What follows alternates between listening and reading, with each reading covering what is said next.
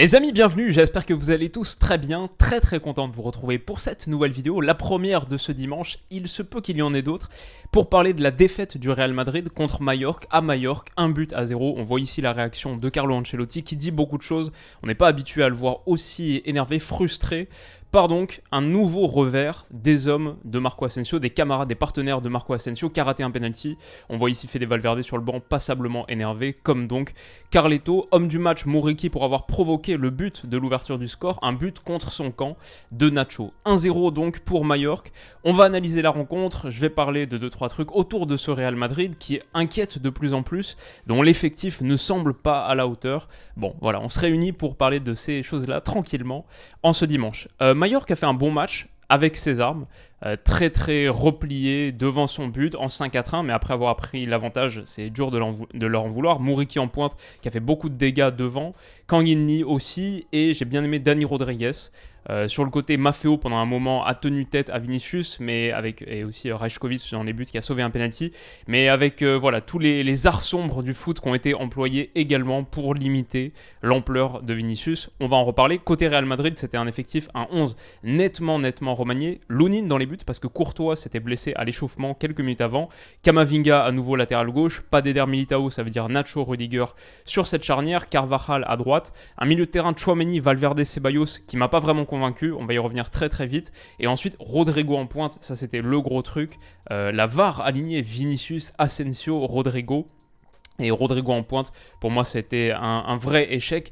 Voilà, c'est un Real Madrid nettement affaibli qui se présentait pour démarrer, donc sans Militao, sans Courtois et sans Karim Benzema, bien sûr, mais aussi pour démarrer sans Modric, sans Kroos, même s'ils sont rentrés un petit peu plus tard dans le match. C'est aussi le dernier match pour le Real avant de prendre la direction du Maroc et de la Coupe du Monde des clubs d'ici quelques jours, mercredi contre Al Ahly, c'est la demi-finale. Alors, au Son Moche, donc, qu'est-ce qui s'est passé ? Initialement, j'ai trouvé un entrejeu du Real Madrid qui avait du mal à prendre le contrôle de la partie.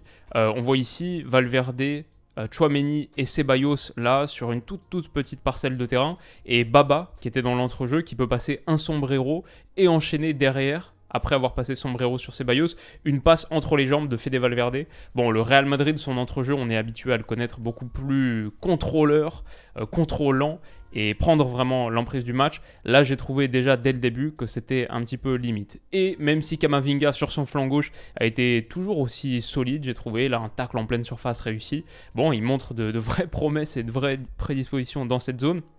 Mais sinon, quand le Real avait le ballon, il n'y avait pas grand-chose d'intéressant. On voit en gros ce Majorque très bas, 5-4-1, qui recule, mais qui a été très agressif, avec Muriqi vraiment beaucoup plus haut que les autres. On le verra dans un petit moment sur la position moyenne. Mais le Real qui avait grosso modo du mal à trouver des ballons verticaux de progression, alors que Majorque, à la récupération, s'embarrassait nettement moins et avait, là on le voit sur ce jeu long de Rajkovic, avait avec Muriqi une super arme. Là, au duel contre, je crois que c'est pas Rudiger, c'est Tchouaméni et peut-être Ceballos qui s'est avancé ici, ou Nacho qui s'est avancé ici, qui est venu là depuis sa position de défenseur central. Muriqi qui prend le dessus sur les deux, hop, superbe tête. Et derrière, c'est Dani Rodriguez qui peut accélérer, qui a fait un vrai bon match, j'ai trouvé, et fixer Rudiger, le prendre à un contre un, le déporter un petit peu sur le côté. Bon, parce que Rudiger l'oriente aussi. Mais derrière, on voit que la défense du Real a du mal à se replier. Ça reste à 5 derrière pendant un moment. Et même cette passe en retrait de Dani Rodriguez, elle est ratée. Voilà, elle n'est pas dans le bon tempo. Mais comme le montre Rudiger, il n'y a personne ici. Il n'y a personne pour venir anticiper. Parce que Valverde, pour le coup, est loin. Et au moment où il revient, bon, il n'y a pas assez d'intensité défensive qui a été mise par le Real. Je crois qu'avec ballon, c'est là qu'il y avait l'essentiel des problèmes. Mais si tu prends ce but à 1-0 sur une des... Le Majorque fait 4 tirs à la fin, au bout de 90 minutes. Mais parce que tu prends un but très tôt dans le match, tu te le rends hyper compliqué. Avec Dani Rodriguez qui centre, Muriqi à nouveau qui menace dans la surface. Et c'est Nacho qui va le toucher, on va le revoir sur les images, qui va le dévier dans le but de Lunin, qui est lobé, qui peut rien faire. Pour moi, ça aurait rien changé si c'était Courtois. Muriqi célèbre, mais il va le dire quand même, il va être réglo. Il va dire non, c'est un but contre son camp. Moi, le truc qui m'a interpellé, c'est vraiment là, beaucoup trop d'espace pour Dani Rodriguez. Toute cette zone ouverte pour centrer dans un fauteuil, que ce soit Valverde là, Rudiger, Personne n'y va. Rudiger qui a été déporté en plus, ça fait qu'on a Carvajal désormais qui est défenseur central à sa place. Et bon, dans cette zone, avec Tchouaméni qui est venu reculer, Nacho va être en grande difficulté pour défendre. Mais voilà, ça, pouvoir laisser centrer un gars, quand t'as en plus Murici qui est l'arme numéro 1 de Majorque, et l'arme numéro 1 grâce à sa taille, grâce à sa qualité dans le domaine aérien, c'est interdit de laisser centrer avec autant d'espace. Bon, ça ira au fond. Majorque prend l'avantage, c'est bien Nacho donc qui la dévie, qui est le dernier à toucher le ballon sur ce duel. Murici célèbre et il va encore être présent au duel aérien, ça c'est quelques minutes plus tard, face à, il me semble que c'est Rudiger cette fois, et ouais, Tchouaméni est venu en couverture. Murici qui peut à nouveau prendre le dessus et gratter une faute. Ça a été très dur pour le Real de trouver des solutions face à ça. Et ensuite, avec ballon, j'ai trouvé que ça manquait vraiment de verticalité. Et aussi, une chose majeure, c'est que Rodrigo, bon, c'est comme dit mon pote Stan, c'est encore une roue de secours, encore un dépannage, un bricolage pour ce Real Madrid.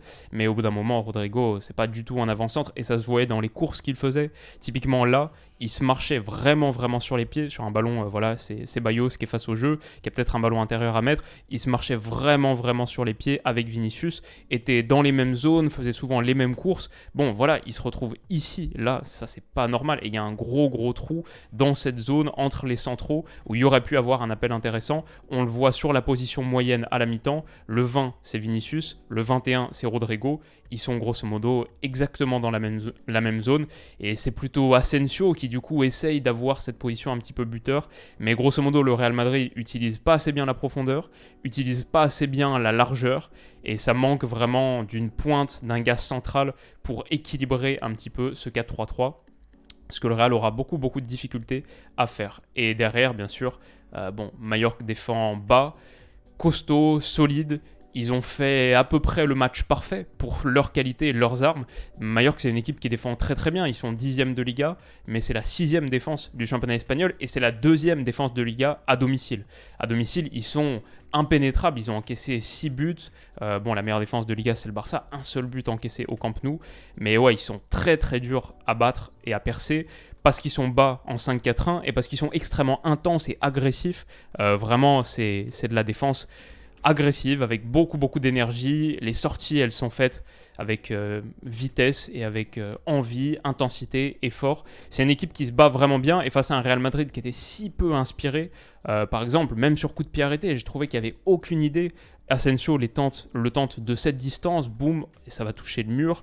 Là, à nouveau, il y a quelque chose à faire, mais peut-être t'as pas ton tireur de coup de pied arrêté, Kroos, peu importe, un autre, t'as pas un gars à la réception, peut-être Benzema, et du coup, il n'y a pas vraiment de possibilité. Là, ça va être joué à deux, mais pour la tenter directement de la part de Rodrigo, ça va s'envoler nettement au-dessus.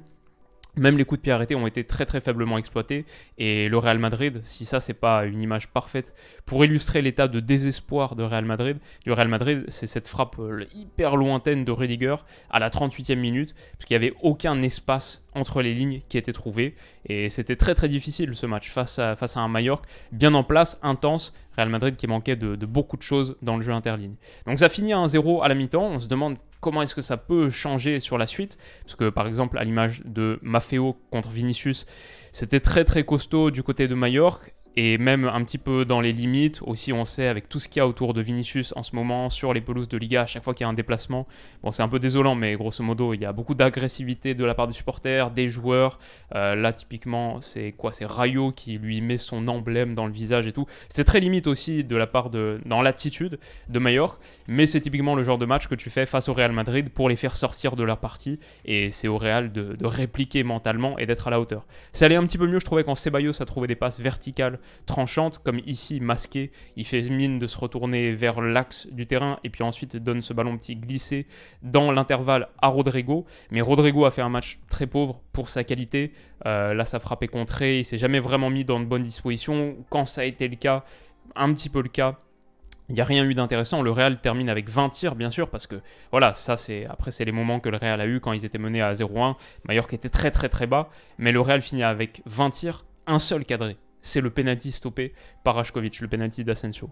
Donc sur les ballons intérieurs comme ça de Ceballos, boum, cette passe à nouveau qui casse une ligne, elle est très bien mise, à destination de Rodrigo, qui pour une fois dans une zone un petit peu plus axiale, même si c'est quand même un peu plus demi-espace que axe, mais cette passe qui casse une ligne, Rodrigo en retrait rate totalement sa remise à destination de Camavinga. Il faut la mettre là, dans sa course, dans sa vraie zone, et il va la mettre beaucoup trop derrière. Elle va être juste derrière le pied de Camavinga, et bon, le milieu de terrain de Majorque ici va pouvoir surgir, la récupérer.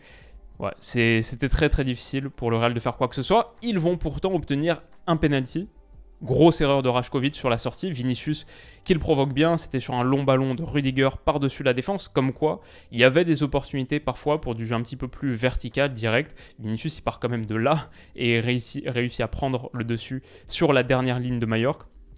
Penalty provoqué, totalement justifié, il touche le ballon avant, Rajkovic sort n'importe comment, mais il va aussi sortir le penalty de Marco Asensio, qui pour moi, même s'il avait été marqué, il aurait été à retirer, parce qu'il fait sa course en 2 temps, mais vraiment en prenant une pause, en revenant et puis ensuite en repartant, alors que si je ne me trompe pas, si les règles n'ont pas changé, normalement ça doit être un mouvement fluide, ininterrompu, même s'il y a des pauses, même s'il y a un arrêt, tu peux t'arrêter tant que tu es en train d'aller vers l'avant et que tu n'es pas en train de t'arrêter pour repartir vers l'arrière, pour revenir ensuite vers l'avant. Bref, si vous voyez les images, pour moi ce penalty de Marco Asensio, il n'était pas valide quoi qu'il en soit, et il est stoppé par Rajkovic, qui fait un très très bel arrêt, évidemment à souligner. Peut-être que ça allait un petit peu mieux pour le Real quand Modric est rentré, Modric et Kroos, mais Modric surtout par ses déplacements, typiquement là, il donne un petit ballon, il écarte sur le côté pour Carvajal, et ensuite derrière, il va aller se projeter, ce qui a beaucoup trop manqué au Real dans ce milieu de terrain. Ceballos, Tchouaméni et Valverde à la base, où tout le monde voulait toucher le ballon dans les pieds, où Rodrigo aussi proposait pas beaucoup d'appels dans la profondeur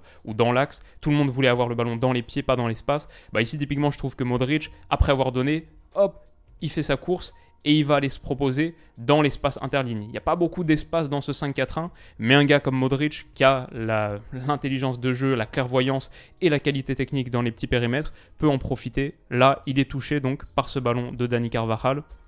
Et derrière, il y a quelque chose de vraiment intéressant. En plus, derrière, il se met dans la position un peu classique. Voilà, pivote de 3/4 et peut donner un petit ballon par-dessus la défense. Ça, c'est un truc classique qu'on voit dans le foot en ce moment depuis quelques années, à destination de Mariano Diaz, qui est entré aussi. Mais bon, Mariano, est-ce que c'est vraiment encore un joueur de foot ? Il ne réussit pas à reprendre ce ballon de la tête.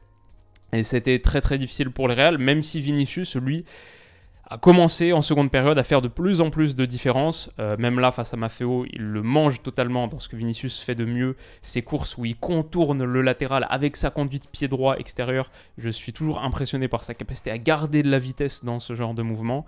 Mais derrière, il n'y a personne vraiment pour le reprendre. Et ouais, même s'il a fait de plus en plus mal, et on voit le Real Madrid qui s'est procuré beaucoup de corners sur ce genre de situation, 7-0 à la 70e minute. Bon, le Real Madrid ne peut pas faire mieux.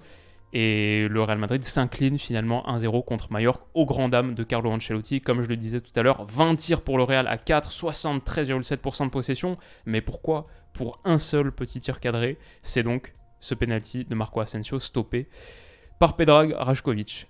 12 corners à 1 aussi. Mais ouais, un très mauvais match du Real. Un très très mauvais match du Real face à Majorque qui a joué avec ses armes, qui du coup, bon, même si c'était très restrictif, a plutôt fait son job et reste à la 10e place. Ils avaient un petit peu de différence. Et le Real donc, deuxième défaite en 5 matchs, 2 petites victoires sur les 5 dernières journées de Liga. Le Real qui reste à 5 points du Barça, qui affronte ce soir Séville et a l'opportunité de prendre 8 longueurs d'écart en tête de la Liga pour lancer cette phase retour. On joue la 20e journée de Liga. Ouais, très très compliqué pour ce Real Madrid. Dites-moi ce que vous en avez pensé, si vous avez vu le match, si vous ne l'avez pas vu et que vous avez kiffé ce petit débrief. N'hésitez pas à mettre un petit pouce bleu. Moi, je retourne à mes affaires. Il y a Tottenham-Manchester City que je vais regarder à 17h30. Et ce soir, soit le derby de la Madonnina, soit Barça-Séville. À voir, ça reste encore un petit peu en discussion dans ma tête. Peut-être dites-moi ce que vous préférez. Et voilà, on se retrouve très très vite pour la prochaine vidéo dans quelques heures, j'espère. Prenez soin de vous et à bientôt. Bon dimanche. Bisous.